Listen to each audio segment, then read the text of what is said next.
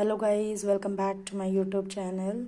So today I bring one more important video for you, that is what things we should remember while calculating staircase, or we can say how to design this staircase.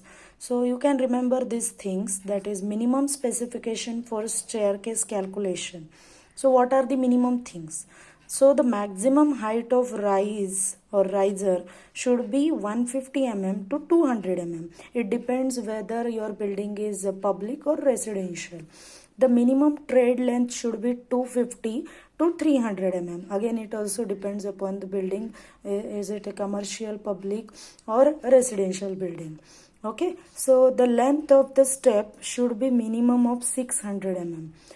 Okay, the length of the step should be minimum 600. It can be maximum, it can be anything, depend upon the requirement, because if it is a public building, then there can be a senior citizens, there can be a children's.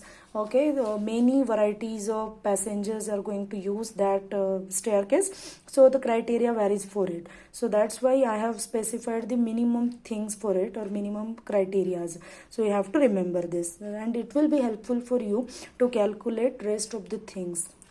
Okay, so it is very simple to remember these things. So the handrail height should be of 1 meter.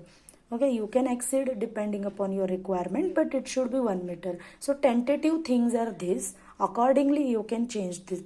Okay, so the width of landing should be 1000 mm for walkover. It means the if more passengers are there, they should not have any difficulties while walking over it. So it should be of 1000, so that 2 to 3 people can move around that landing at the same moment. Okay, so thank you guys. I hope this video is helpful for you. I'll bring many more videos based upon the things related to civil engineering point of view. So thank you, and if you like my channel, please like, share and subscribe. Thank you guys for your support.